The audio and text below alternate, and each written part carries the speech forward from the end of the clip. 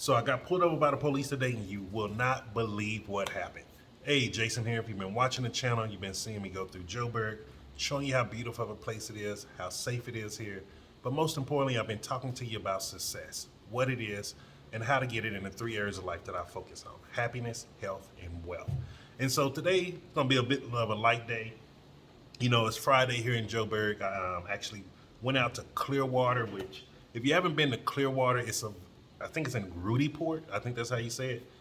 Very nice area, beautiful area. And I went to go pick up something I was surprised to find here: the Cash Flow board game for kids. Even though it's not the one for adults, I figured, hey, it's still going to teach me more about business skills and help me improve my skills when it comes to business. So I went ahead and got that.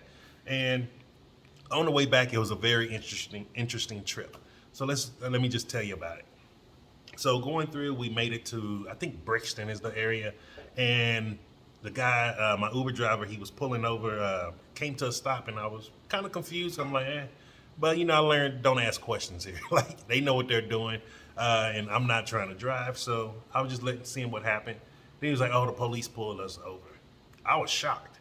I'm gonna be honest with you. I haven't seen much of a police presence in Joburg, minus when maybe there's some protests or demonstrations, or let me see, when was the last time I saw a big police force? They were they were gallivanting around the CBD area on a horse. I think they were rehearsing for a parade. That was the most time I ever seen police here.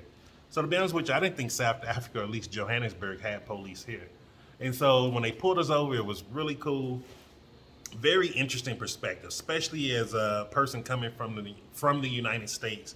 And if you talk to most black males in the United States, any interaction with the police is not that great. Now, before Americans start jumping on the channel in the comments, all police aren't bad.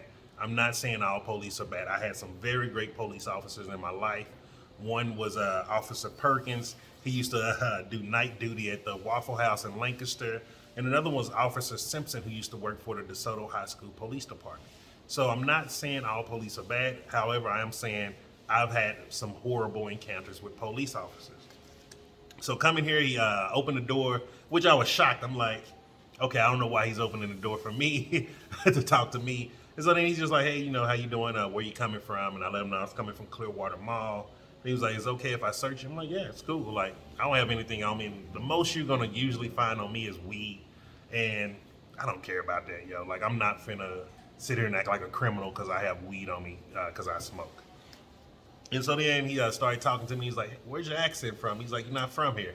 And then I let him know I was from the United States. And he was like, hey, I'm not like the police there. Like, I promise you, I'm not going to hurt you. He went through this whole spiel, and I almost felt like he was the criminal and I was the cop. Because, like, they were really apologetic. Like, hey, we're sorry we're bothering you. And it was real cool interaction. And, like, I've always wanted to talk to police here just to see, like, hey, how's it going here? And so it was a really cool interaction. They searched me, and I'm gonna be honest with you, like, as someone coming from a military background, everyone here do horrible body searches. I'm just being real with you. They do the worst body searches known to anybody in the American military. And so for me, it was just funny when they do things like that. And then they, search my bag just to make sure everything was good. And he was like, oh, I'm sorry, I don't want to mess your bag up 'cause I had the board game in there. He was like, do you mind closing it up afterwards? I was like, yeah, it's no problem. And they were just like, hey, hope you have a great time in South Africa. Enjoy your time here, brother. You good. He was like, enjoy your time here, brother. Sorry to bother you, and, glad to see you here. You're good. You're good. And so with that interaction, it was just really cool because it was funny. Because it's funny that even here, police officers understand there's a very horrible thing happening in other parts of the world when it comes to law enforcement.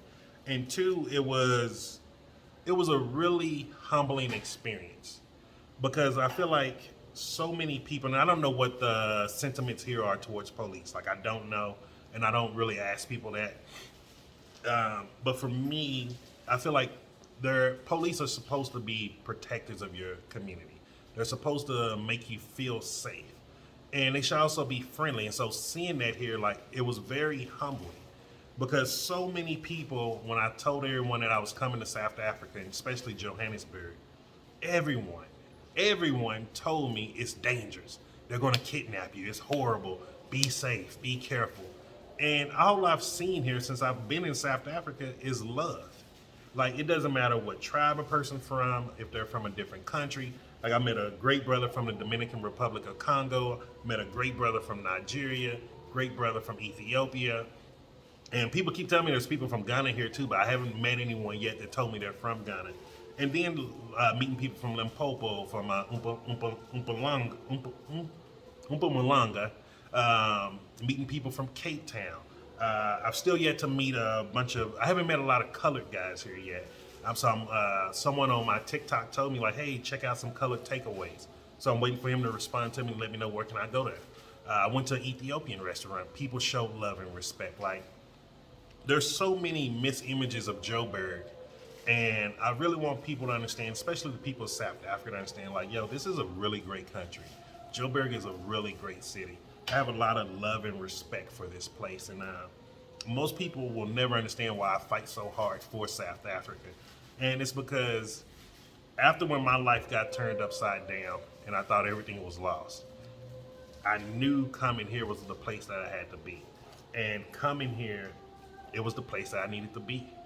And so, like, just a lot of love and respect. And I just wanted to share that story with you because I felt like it was a very humbling experience. Like, just being treated like a human being, being treated with respect from people in law enforcement. And I don't know if everyone here gets that same type of treatment. However, I want to say, like, if we start treating each other more like this, we will start seeing how beautiful of a world this really is. And people will start seeing how we live such an abundant life. We've been taught to think about we're poor, we need to sacrifice so much. And the truth is, we don't need to sacrifice much at all except the things that society told us to value. And we need to start valuing the things that are really here right in front of us. So that's all I wanted to talk about today. You know, this is Jason, and remember, success is simple once you know how. And make sure you like this video, hit the subscribe button so you can see more videos like this as they're coming. And also share this video with others so they can get some value from this too. Especially if you know people outside of South Africa. I want people to start seeing what it's really like here.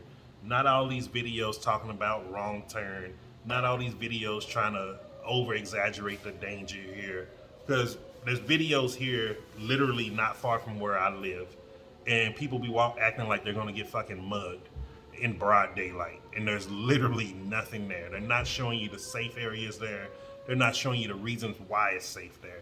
And those are things that I want to share with you. So have a great Friday. See you tomorrow, and I'm signing off.